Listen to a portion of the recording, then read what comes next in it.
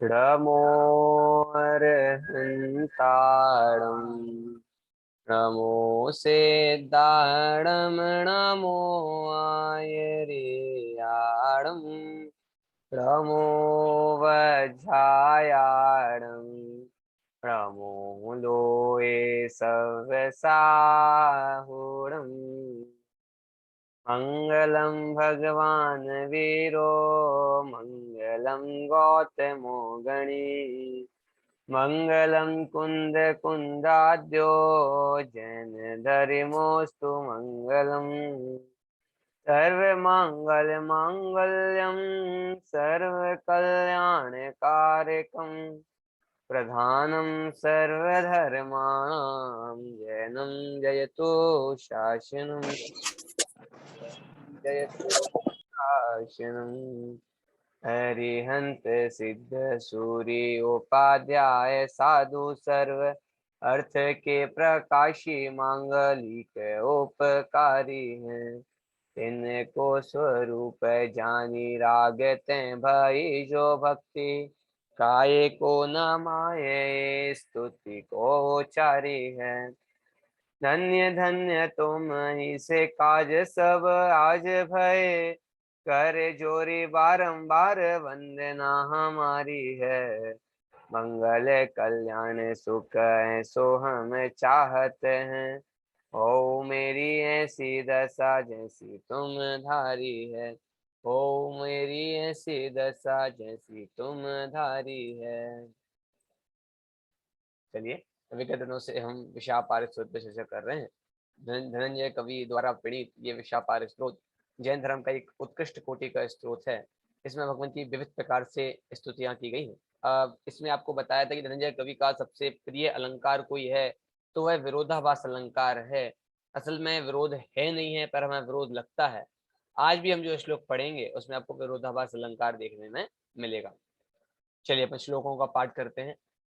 स्वात्मे स्थिता सर्वगता समस्ता व्यापार विधि विनिवृत्त संग प्रवृद्ध कालोपजरो वरिण्य पायात पायात पुरुष पुराण परैरचिन्त्यं युगभारमेकः स्तोतुं वहन योगिभिरपि शक्यः स्तुत्योद्यमेशौ वृषभो नभानो केमाप्रवेशे वृषति प्रदीप तत्याज शक्र शक्नाभिमानं नाहं त्यजामि स्तवनानुबन्धम् स्वल्पेन बोधेन ततोऽधिकार्थं वातायनेनैव निरूपयामि तत्या त्वं विश्वदृष्ट्वा सकलैरदृश्यो विद्वान् अशेषं निखिलैरवेद्या वक्तुं कियान्कीदृशेत् शक्यः स्तुतिस्ततोक्षक्तिकथा तवास्तु व्यापीडितं बालमिवात्मदोषैर्लाङ्घितां लोकमवाप्यस्त्वम् हिताहितान्वेषणमाद्यभाज सर्वस्य जन्तो रसिबालवैद्या। चलिए 6वें नंबर के श्लोक से पाठ करेंगे। षष्ठी जी आप कीजिए पाठ। दाता नहर्ता दिवसा विविसा नातस्य इच्छति दर्शेति सजमेव गम्यस्य सक्ता क्षणेन दर्शो ब्रह्मस्य नत्या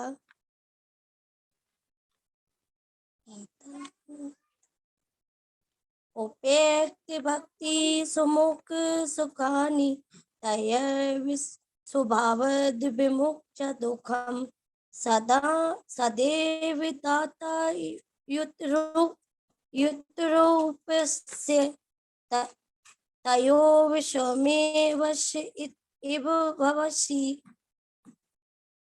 सदा वदातद्युतिरेकरूपस्तयो त्वमादर्श इव भासि।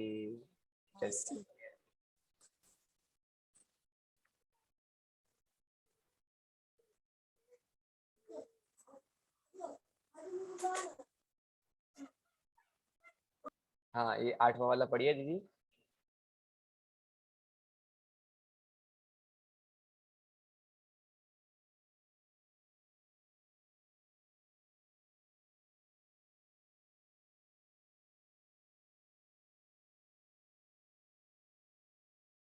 चलिए।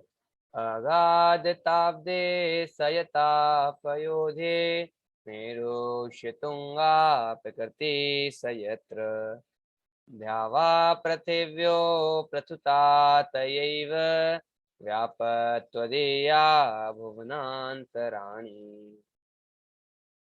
हाँ षष्ठी जी 9वां पढ़िए। 9वां पढ़ेंगे आप।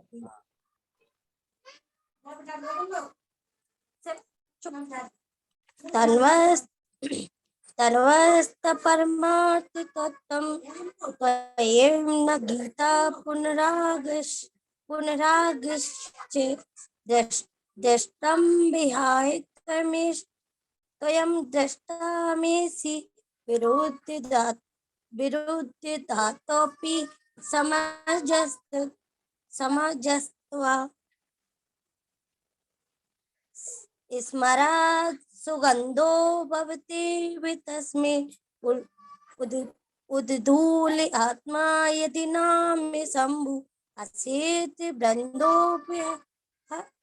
बृन्दोऽपि अपि विष्णु किं गृह्यतेन येन भवेन जगः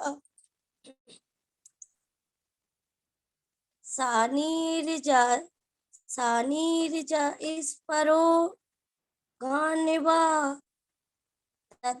तद्दोषिकीयेव नाते गुणेते मम स्तुतुम्बो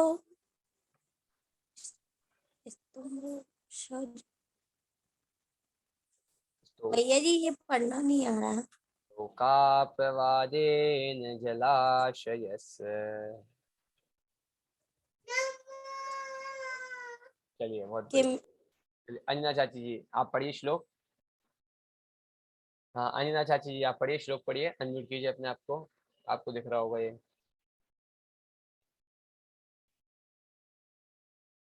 चाची जी अनम्यूट कीजिए अपने आप को, आप अनम्यूट कीजिए।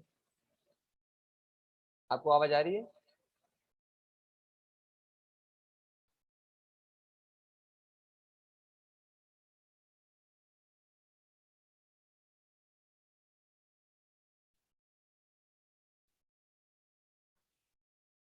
चलिए। कर्मे स्थिते जन्तुरनेक भूमिं नयतिं यमुंसा च परस्परस्य त्वं नेत्रिभावं हितयोर्भवाब्दौ जिनेन्द्रनौ नाविकयोरिवाक्य सुखाय दुःखानि गुणाय दोषान् धर्माय पापानि समाचरन्ति तैलाय बाला सिकता समूहं निपीडयन्ति स्फुटमतत्वदीया विशापहारं मणिमौषधानि मन्त्रं समुद्रे शिरसायनं च भ्राम्रन्ते अहो न त्वमिति स्मरन्ति पर्याय नाम्नानि तवैव तानि चित्तेन किञ्चित् कृतवानसि त्वं देव कृतश्चेतसि येन सर्वम् हस्ते कृतं तेन जगद्विचित्रं सुखेन जीवत्यपि चेत्प्रवाह। चलिए अंजना चाची जी श्लोक पढ़ेंगे आप। चाची जी आपको आवाज नहीं आ रही? त्रिकाल तत्वं त्वमवै स्त्रिलोके स्वामीति संख्या नियते रमीशाम् बोधाधिपत्यं प्रति न भविष्यन् तेने पीछे व्यापस्तमोन पीदम। 17 पढ़ते हैं। नाकस्पत्यो परिकर्म रम्यम नागम्य रूपस्य तवोपकारी तस्यैव हेतो स्वसुखस्य भानो हृद्बिभ्रतच्छत्रमिवादरेण। चलिए संगीता अभी आप पढ़िए 18वें।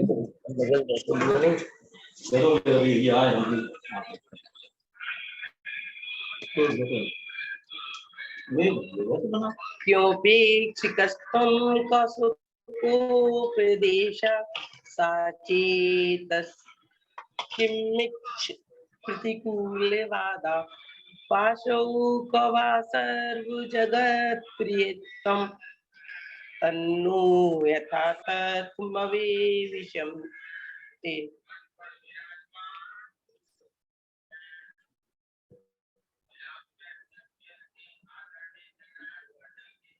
तुंगात् फलं यतदु किंचनाश्च प्राप्तं समुद्धान् धनेश्वरादै निरम्भुसोच्युत मादिवाने कापी निर्याति धुनी प्रयोदय। गलत पढ़ा जा रहा है। देखिए तुंगात् फलं यत्तद् किंचन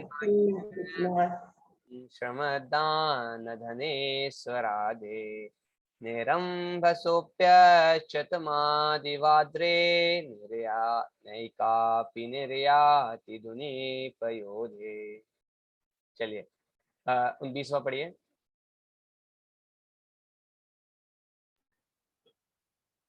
त्रिलोक सेवानिमाय दंडम ददेयतीन्द्रो विनियेनुतस्य तत्रार्तिहार्ये भवता कृष्णं तत्कर्म योगादियदिवा तवास्तु। श्रिया परं पश्यति साधु निस्वा श्रीमान् कश्चित् कृपणं तदन्या यथा प्रकाशस्थितिबन्धुकारा स्थायी छतेषु न तथा तमास्तम। चलिए बहुत बढ़िया। अब हाँ चाची जी आप पढ़ेंगी। अंजना चाची जी, अंजना चाची जी पढ़ेंगे आप। चलिए मैं पढ़ता हूँ।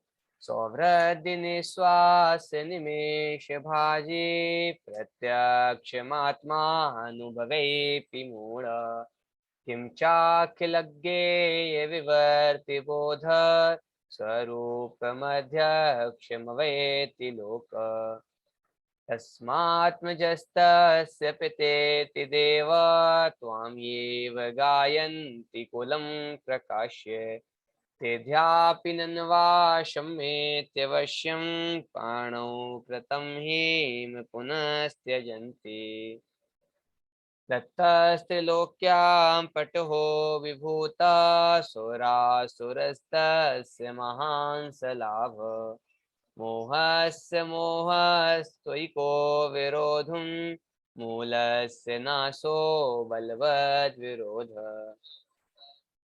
मार्गस्त्वयेको ददृशेर्विमुक्तेर्चतुर्गतीनां गहनं परेण सर्वमया दृष्टमिति स्मयेन त्वं मा कदाचित् भुजमालुलोक स्वरभानुरर्कस्य हविर्भुजोऽम्ब कल्पान्तवातो भुनिधेर्विघात संसार भोगस्य वियोग भावो विपक्षपूर्भाभ्युदयास्त्वदन्ये अजानतस्त्वां नमता फलं यत् तजितानतोऽन्यं न तु देवतेति हरिन्मणिकाचिदिया दधानस्तं तस्य बुद्ध्या वैतो न रिक्ता प्रशस्तवाचा प्रशस्त प्रशस्तवाच चतुराकषायै दग्धस्य देवस्य व्यवहारमाहुः गतस्य दीपस्य हि नन्दितत्वं दृष्टं कपालं च मङ्गलत्वम् नानार्थमेकार्थमदस्तदुक्तं हितं वचस्ते निशम्य वक्तुं निर्दोष्यतां केन विभावयन्ति ज्वरेण मुक्ता सुगमा स्वरेण न क्वापि वाञ्छा वर्ते च वाक्ते काले क्वचित् कोऽपि तथा नियोग न पूरयाम्भोधि मे त्युदंशु स्वयं हि शीतरुचिरव्युदेति गुणा गंभीरा परमा प्रसन्ना बहु प्रकारा बहवास्तवेति दृष्टोऽयमन्तस्तवनेन तेषां गुणो गुणानां किं ताफलं करोस्ति। देखिए, स्तुत्या परं नाभिमतं हि भक्त्या स्मृत्या प्रणत्या सततो भजामि स्मरामि देवं प्रणमामि नित्यं केनाभ्युपायेन फलं हि साध्यम् ततस्त्रिलोक्ये नगरादिदेवं नित्यं परं ज्योतिरनन्तशक्तिम् आपुण्य पापं परपुण्य हेतु नमामि नम्यं वंदितारम्। चलिए, यहाँ तक कल हम लोग देख चुके थे। अब अपन अपना विषय जो है 34वें नंबर का श्लोक है, इसको प्रारंभ करते हैं। चलिए, पिछले वाले श्लोक में हमने देखा था कि हे भगवान, आप तटस्थ त्रिलोकी, आप तीनों, आप एक राजा हैं। आप कैसे हैं? राजा हैं। और आपका राज्य कितना बड़ा है? कह रहे कि त्रिलोकी नगर, आपके नगर का नाम क्या है? अरे त्रिलोकी नगर, तीनों लोकों पे आपका राज है, उसके आप अधिदेव हैं, परम देव हैं। नित्यम परम, आप कैसे हैं? आप जगत के राजा तो 5 साल बाद 10 साल बाद हटा दिए जाते हैं, लेकिन आप नित्यम हमेशा रहने वाले राजा हैं। और परम, परम मतलब उत्कृष्ट हैं। आपसे उत्कृष्ट राजा आज तक कोई जगत में नहीं हुआ है। अच्छा, तो आप में शक्ति तो होगी थोड़ी बहुत, आपके पास हाथी घोड़े इतनी से इतनी शक्ति होगी। तो कह रहे हाँ, अनंत शक्तिम, आपके पास अनंत शक्ति है। वो कह रहे हैं कि आपके हाथी घोड़ों आदि इन लोगों के पास शक्ति होगी। तो कह रहे हैं कि नहीं नहीं, आप स्वयं इतने सामर्थ्य हैं कि आपको किसी अन्य की आवश्यकता नहीं, आपके अंदर ही अनंत शक्ति पाई जाती है। और कह रहे हैं आप पुण्य पापम, हे भगवान, आप पुण्य पाप रूप है, ना आपको पुण्य है ना आपको पाप है, क्योंकि आपको ना राग है ना द्वेष है, कुछ भी नहीं है, इसलिए आप पुण्य पाप रूप हैं। और कह रहे पर पुण्य हेतु, पर दूसरों के लिए पुण्य के आप हेतु हैं। नमामि अहम, मैं आपके लिए, नमामि नमस्कार, अहम मैं, वंदयम वंदय, मैं आपको वंदन करता हूँ। किनको मैं वंदन करता हूँ? कि अवंदितारम, जो किसी को वंदन नहीं करते हैं, मैं ऐसे भगवान के लिए मैं वंदन करता हूँ। इस प्रकार का विरोधाभास अलंकार से आजकल अपन ने 33वें नंबर का श्लोक देखा था। एक श्लोक हमारा, स्त्रोत हमारा खत्म होने पे ही आ गया है। 34वें नंबर का काव्य है, कुल टोटल 40 श्लोक है। आप लोग चलिए देखिए, अपन ध्यान से देखते हैं। 34 नंबर का काव्य देखेंगे, सब लोग पढ़ेंगे। आशब्दमस्पर्शमरूपगन्धं त्वां नीरसं तद् विषयावबोधम् सर्वस्य मातारमिमे मन्ये जेनेन्द्रमस्मार्य मनुस्मरामि। फिर पढ़ते हैं, देखिए। आशब्द स्पर्शमरूपगन्धं त्वां नीरसं तद् विषयावबोधम् सर्वस्य मातारमिमे मन्ये सर्वस्य मातारममेय मन्ये जिनेन्द्रमस्मार्य मनुस्मरामि। चलिए, श्लोक पढ़ने में आ गया आप लोगों को। चलिए भैया, ये मातार हाँ फिर फिर से बताना। सर्वस्य मातार ममेय मन्येर। सर्वस्य माता, सर्वस्य मातार क्या पढ़ेंगे, सर्वस्य मातार ममेय मन्येर, है ना, जिनेन्द्र मस्मार्य मनोस्मरामि। चलिए सृष्टि जी पढ़िए एक बार। आशब्द आशब्द स्पर्शम रूप गंधम त्वयं त्वयं निरशित तद विषयं बोधम सर्वस्य मातारमयं मयूरम जिनेन्द्रम स्मर अनुसरम रयम मामी। बहुत बढ़िया, अच्छी कोशिश की आपने। फिर से देखिए, ऐसा पढ़ना है अपन को, शब्द म स्पर्श, क्या पढ़ना है, म स्पर्श मरूप गंधम, शब्द म स्पर्श मरूप गंधम त्वामि। देखिए अपन जब संधि विच्छेद कर करके अर्थ निकालेंगे तो यही निकलेगा, आ शब्द निकलेगा, आ शब्दम, आ स्पर्शम, आ रूपम, अगंधम। ये जब अपन समझेंगे तो ये निकलेगा, ठीक है। लेकिन जब पढ़ेंगे तो ऐसे ही पढ़ेंगे, आशब्दम स्पर्शम रूप गंधम त्वां नीरसं तद विषयावबोधम सर्वस्य मातार ममेय मन्यैर जिनेन्द्रमस्मार्य मनोस्मरामि। देखिए क्या कहते हैं, भगवान कैसे हैं, स्पष्ट ही होगा आपको। अशब्द, क्या बोल रहे हैं, भगवान कैसे हैं, अशब्द रूप हैं, अशब्द। अच्छा, अब मेरा आप लोगों से आज एक क्वेश्चन है, वो ये है, अरे जब भगवान की दिव्य ध्वनि खिड़ती है, भगवान सच्चे के हित के उपदेशक हैं, अब ये पर इतने सारे श्लोकों में देख करके आए, भगवान हित का उपदेश देने वाले हैं, इच्छा के बिना कहते हैं, ये सारी बातें। तो यहाँ कह रहे हैं भगवान तो अशब्द रूप है, तो अशब्द रूप है, इसका मतलब कैसे निकलेगा। चलिए कौन बताएगा, आप लोगों में से कोई बताएगा। अमिता जी आप बताएंगी। भगवान हित का उपदेश देने वाले हैं कि अशब्द रूप है, दोनों में से क्या है। हाँ बोलिए।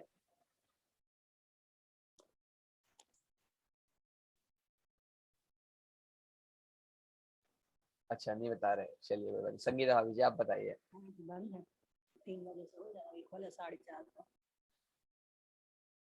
संगीता भाभी जी बताएंगे आप लोग सब वीडियो ऑन करके बैठिए, अमिता जी, सृष्टि जी, संगीता जी, अच्छा लगेगा, बढ़िया। हाँ चलिए। भैया भगवान नहीं बोलते हुए भी बोलते हैं, यानी कि ऐसा बताया था आपने कि उनकी सर्वांग से ध्वनि निकलती है, वो अशब्द रूप है, वो बोलते नहीं है, पर जो सर्वांग से ध्वनि निकलती है तो उसी से हित का उपदेश, यानी कि सबका।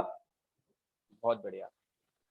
देखिए दो कारण समझिए, पहला कारण तो ये रहा कि भगवान इच्छा पूर्वक शब्दों का उच्चारण नहीं करते। कैसे नहीं करते, जैसे हम लोग इच्छा पूर्वक बोलते हैं, जो हमें बोलना है हम वही बोलते हैं, तो हम इच्छा पूर्वक ही शब्दों का उच्चारण करते हैं। पर भगवान इच्छा पूर्वक शब्दों का उच्चारण नहीं करते, भगवान को इच्छा नहीं है कि मैं ऐसा बोलूं, वो तो स्वतः उनकी दिव्य ध्वनि प्रस्फुटित होती है। तो भगवान इसलिए कहा कि भगवान आप अशब्द हैं, है ना, आप शब्दों को बोलते नहीं है।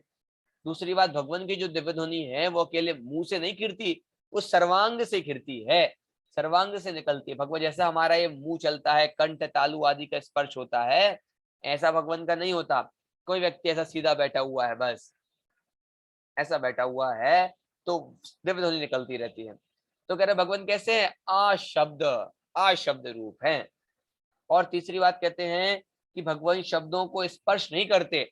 भगवान शब्द जो है ना, शब्दों को भगवान जानते कि नहीं जानते, जानते तो हैं, पर कानों से सुन करके नहीं जानते। जैसे हम शब्दों को कानों से सुन करके जानते हैं, वैसे भगवान कानों से शब्दों को सुन करके नहीं जानते, है ना। इसलिए कहते हैं कि भगवान अशब्द रूप है, शब्द बोलते नहीं है, शब्द को सुनते नहीं है कानों से, जैसे अपन सुनते हैं ना, तो शब्दों को इच्छा पूर्वक नहीं बोलते। दूसरा बात कह रहे हैं अस्पर्श, क्या कह रहे हैं, अस्पर्श। भगवान कैसे हैं, अस्पर्श रूप है, भगवान स्पर्श नहीं करते, है ना।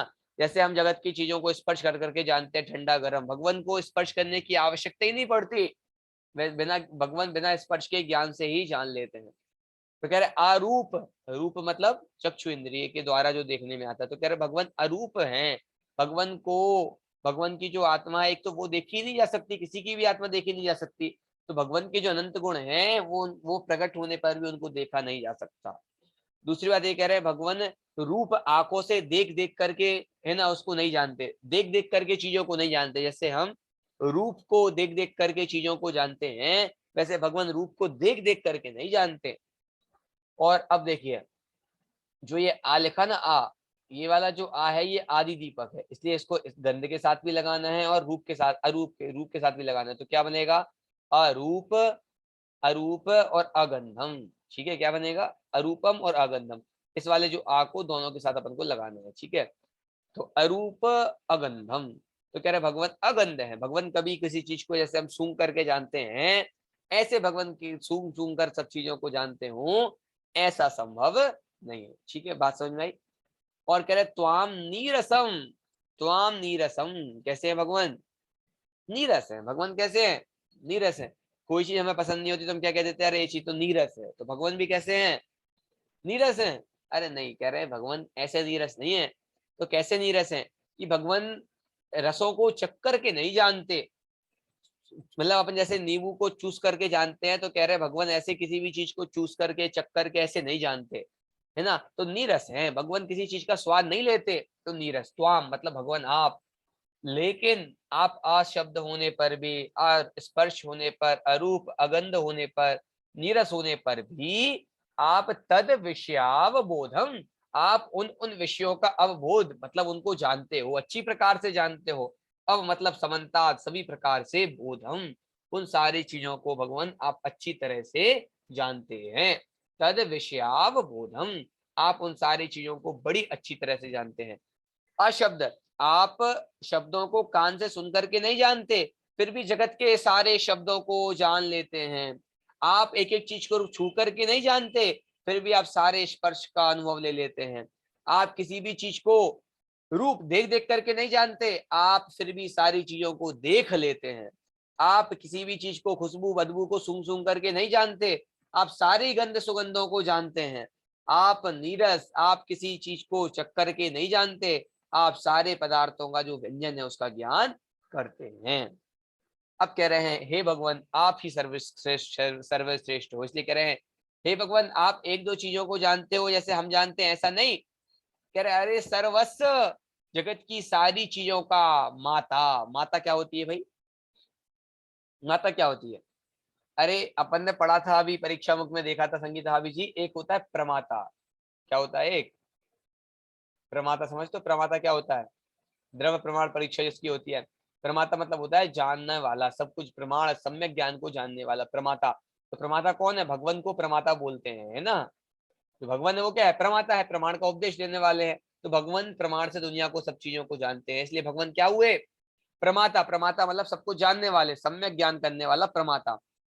तो प्रा हट गया, संध के अनुरोध से प्रा हट गया, तो क्या बचा, माता। और माता जगत में उसी को बोला जाता है जो अपने बच्चे की रग रग कर को जाने, बच्चे की सारी बातों को जाने, वो क्या है, प्रमाता। बच्चा ना बोले फिर भी जान ले, उसको बोलते हैं माता। और बच्चा बोले फिर सब उसको जान पाए, तो ये तो जगत के सारे लोग कर सकते हैं। पर बच्चा ना भी बोले, उसको भूख लगी है ना लगी है, बोल नहीं पाए और इतने में माता उसको दूध पिला दे, ये बोलते हैं माता, सच्ची माता है। ठीक है, तो ये कह रहे भगवान सभी चीजों को जान लेते हैं, माता मतलब प्रमाता हैं, उन सब चीजों को जानने वाले हैं, है ना, मातार। और क्या कह रहे हैं, अमेय मंदिर, क्या कह रहे हैं, भगवान जो है वो कैसे है, मातारम अमेय। देखिए यहाँ पे क्या लिखा है, अमेयम नहीं जानने योग, दूसरों के, भगवान तो कैसे हैं, जगत के सर्वस्व माता, सर जगत की सारी चीजों को जान लेते हैं, सर्वस्व माता रम, सर्वस्व माता रम। ठीक है, सर्वस्व माता रम, ठीक है, जगत की सारी चीजों को जान लेते हैं। और क्या निकलेगा यहाँ से, अमेय निकलेगा। लेकिन अमेय है, वो किसी के द्वारा जानने में नहीं आते, जो हम पहले भी देख करके आए हैं। भगवान जगत की सारी चीजों के माता हैं, सारी चीजों के माता हैं, फिर भी भगवान की कोई माता नहीं है। माता नहीं है मतलब भगवान का कोई जान पाए ऐसा जगत में कोई भी जीव नहीं है जो भगवान को अमेय, अमेय भगवान को, अमेय मतलब जिसको कोई ना जान पाए, अमेय है। अमूल्य है मतलब जिसका कोई मूल्य नहीं है। अमेय है मतलब जिसको कोई ना जान पाए। तो भगवान कह रहे हैं भगवान अमेय है, भगवान को कोई नहीं जान पाता। ठीक है।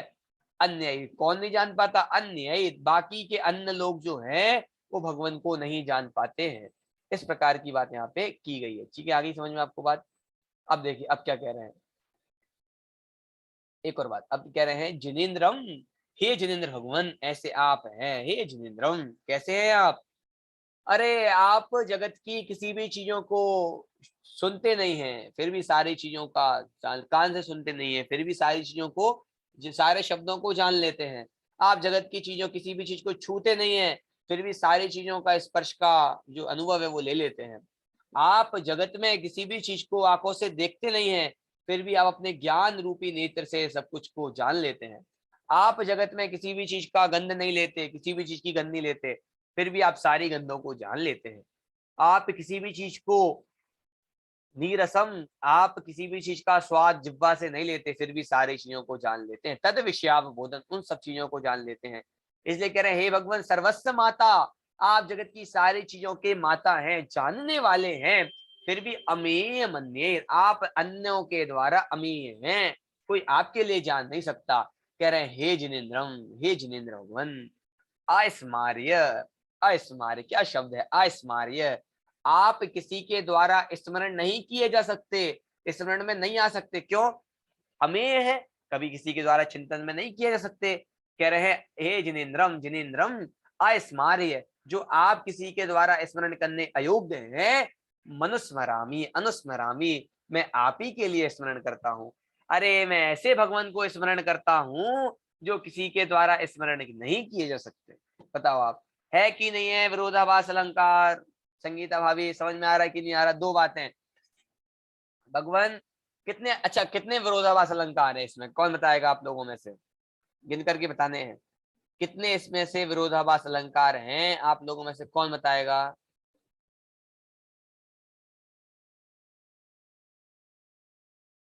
आप ही बताइए संगीता भाभी, कितने विरोधाभास अलंकार हैं इसमें?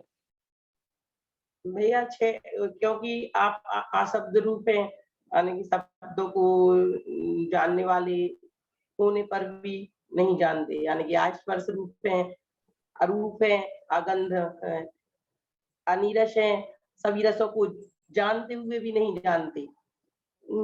और इधर आपने बताया कि हम आपका, आप सर्व माता के समान, यानी कि सबको जानने वाले, लेकिन आपको कोई नहीं जानता है और इसलिए हम आपका स्मरण करते हैं। किनको स्मरण करते हैं? कि अरे जो कभी स्मरण हो ही नहीं सकते, जो हमें है, तो कितने विरोधाभास अलंकार हो गए? 7 विरोधाभास अलंकार का प्रयोग किया गया है एक छोटे से छंद में। मतलब धनंजय कवि की आप वो देखो, प्रतिभा देखो, क्या अद्भुत प्रतिभा। एक छोटे से 34वें नंबर के श्लोक में 7 विरोधाभास अलंकार बताए। हे भगवान आप अशब्द रूप हैं, अशब्द रूप हैं, आप शब्दों को कान से सुनते नहीं है फिर भी उन सारे शब्दों को आपने जान लिया है। आप किसी भी स्पर्श को छू करके नहीं जानते फिर भी सारे स्पर्शों को आपने जान लिया है। आप किसी भी रूप को देख करके नहीं जानते फिर भी आपने सारे रूपों को जान लिया है। कितने हो गए? कितने हो गए? 3। आप अगंध रूप हैं फिर भी सारी गंधों को जानते हैं। 4। आप आप नीरस हैं, आप किसी भी रस को चक्कर के नहीं जानते फिर भी नीरस है। 5 इंद्रिय आ गई इसमें। सबसे पहले क्या लिया? कर्ण। सबसे पहले कौन सी इंद्रिय ली? कर्ण इंद्रिय ली, लास्ट वाली। उसके बाद कौन सी ली? पहली वाली स्पर्श इंद्रिय ली। उसके बाद कौन सी ली? चौथी इंद्रिय ली, चौथी इंद्रिय ली। उसके बाद अब कौन सी इंद्रिय लेंगे? बीच वाली, तीसरी ली। उसके बाद फिर दूसरी इंद्रिय। ये क्रम क्यों भंग किया? क्योंकि छंद के अनुरोध से क्रम को थोड़ा आगे पीछे करना पड़ता है ना। तो 5 इंद्रियों के द्वारा आप विषयों को नहीं जानते आप, लेकिन उन सारी चीजों को जान लेते हैं। और कह रहे हैं सर्वस्व माता, 5 विरोधाभास अलंकार अपन ने देखा है। और कह रहे हैं सर्वस्व माता, जगत की सारी चीजों के आप जानकार हैं फिर भी कोई आपको नहीं जान सकता, 6वां विरोधाभास अलंकार। और 7वां कह रहे हैं अस्मार्य, आप किसी के द्वारा स्मरण नहीं किए जा सकते। अब अस्मार्य हैं और कह रहे हैं अनुस्मरामी, मैं आपको अनुस्मरण करता हूँ। इस प्रकार से 7 विरोधाभास अलंकार इसमें अपन को देखने में है। चलिए समझ में आ गया श्लोक। चलिए कौन पढ़ेगा आप लोगों में से? षष्ठी जी पढ़िए, श्लोक पढ़िए।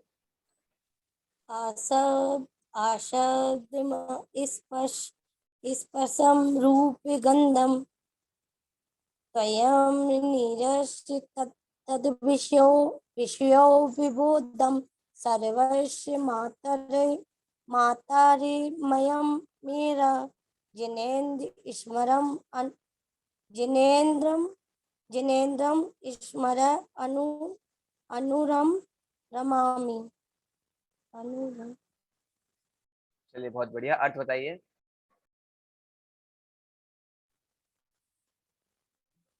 हे भगवान, आप अशब्द रूप है। हे भगवान, आप जगत की किसी भी चीज को स्पर्श नहीं करते। आप किसी भी चीज का सुगंध नहीं करते। आप किसी भी चीज को छुए बिना ही सब कुछ जानते हैं। आप सारे जगत की चीजों को जानते हैं। और भगवान, हे भगवान, आपको जगत की माता कहा जाता है। हे भगवान, फिर भी भगवान आप अमूल्य हैं। आपको किसी के द्वारा स्मरण नहीं किया जा सकता। हे भगवान, फिर भी हम सब आपका स्मरण करते हैं। बहुत बढ़िया आपने बताया। चलिए अमिता जी, संगीता भाभी जी अर्थ बतला रही है, फिर उसके बाद आप बतलाना, कोशिश करना बतलाने की, है ना। चलिए संगीता भाभी जी अर्थ कीजिए।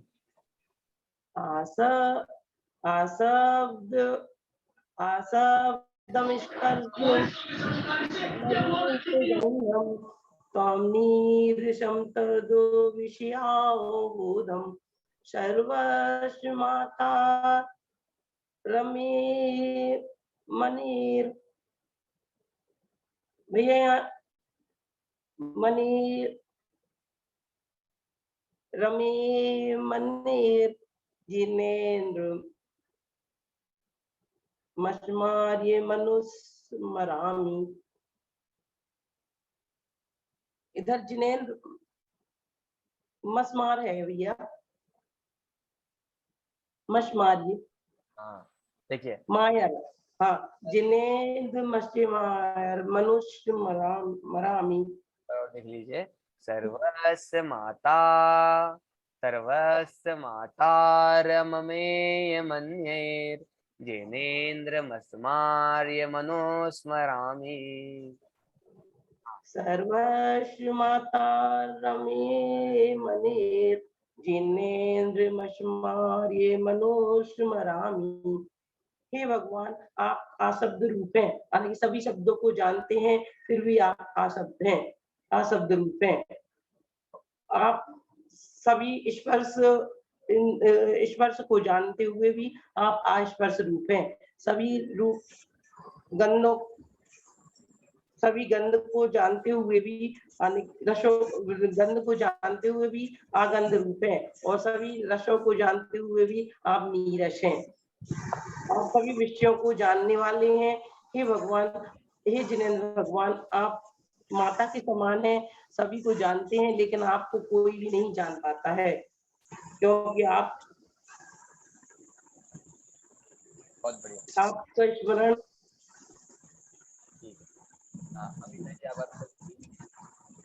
भैया बैठे तो हम चले गए थे, सो नहीं। चलिए कोई बात नहीं, आप YouTube पे क्लास चल जाएगी, आप सुनना, फिर कल करना आप, ठीक है। चलिए मम्मी जी, हाँ भावार्थ पढ़िए। भावार्थ, हाँ पढ़िए। हे भगवान,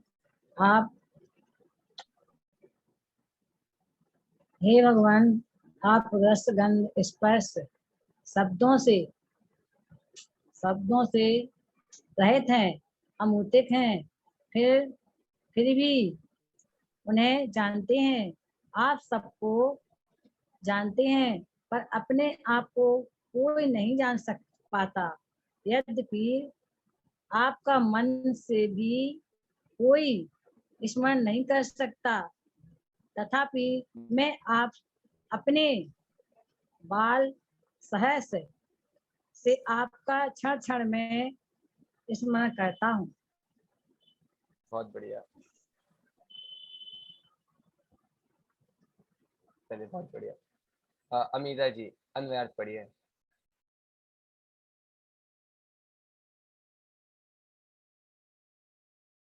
पढ़ेंगे, अन्वयार्थ पढ़ेंगे आप?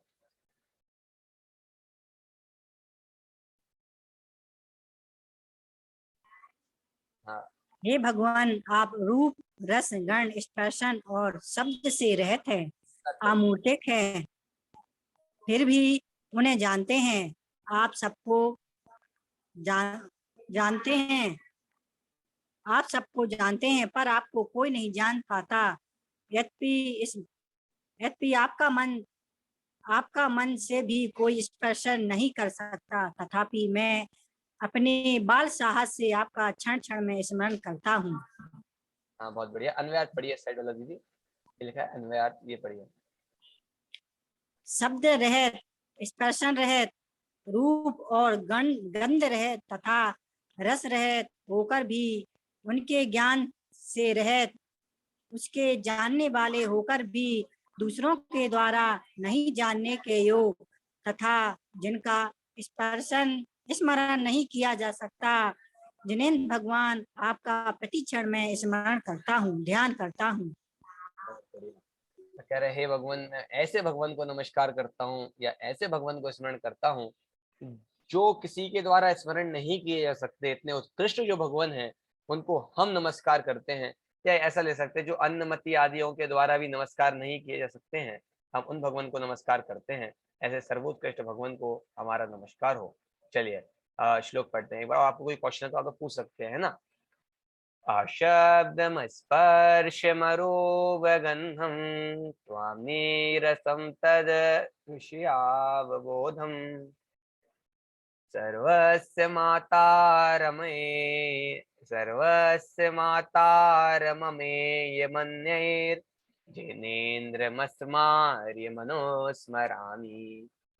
जो नहीं स्वयं शब्द रस परस अथवा रूप गंध कुछ भी, पर इन सब विषयों के ज्ञाता जिन्हें केवली कहें सभी।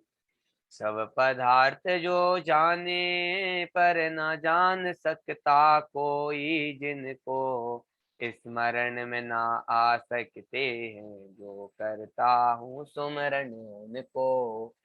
जो नहीं स्वयं शब्द रस सपरस अथवा रूप गंध कुछ भी, जो इनमें से कुछ भी नहीं है। आप पढ़ना समय सार की 49 नंबर की गाथा पढ़ना, तो आपको इसी प्रकार के भाव उसमें मिलेंगे, है ना। और आप अलंकरण का 72वीं गाथा प्रवचन सार जी की पढ़ना, तो उसमें भी आपको ये वाली बात भी और ख्याल में आएगी, स्पष्ट होगी, है ना। चलिए, पर इन सब विषयों के ज्ञाता जिन्हें केवली कहें सभी, और केवली भगवान इन सबके ही ज्ञाता आपको कहते हैं। सब पदार्थ जो जाने पर ना जान सकता कोई, जिनको, जो सब पदार्थों को तो जानते हैं पर कोई जिनको नहीं जान सकता है। स्मरण में ना आ सकते, जो करता हूँ स्मरण उनको। जो स्मरण में नहीं आ सकते हैं, ऐसे भगवान को मैं स्मरण करता हूँ। चलिए एक बार अपन सब लोग साथ में श्लोक का पाठ करेंगे, इसके बाद अपन क्लास को यहीं समाप्त करेंगे। सब लोग साथ में करेंगे।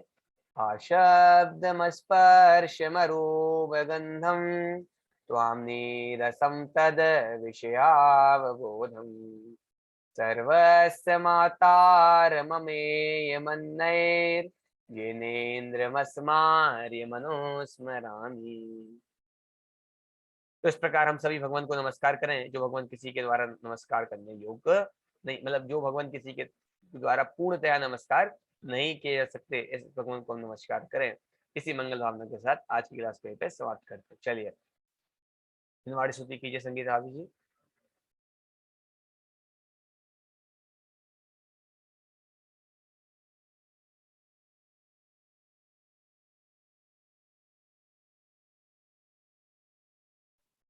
संगीता भाभी जी जिनवाड़ी स्तुति की करेंगे आप? चलिए। निज निधि निज में बताई, यह अनंत उपकार है, उसके लिए जिन वाणी माँ को वंदना शतवार है, वंदना शतवार है। बोलिए जिनवाड़ी माता की जय हो। 9 बार नमो गान पढ़ सके।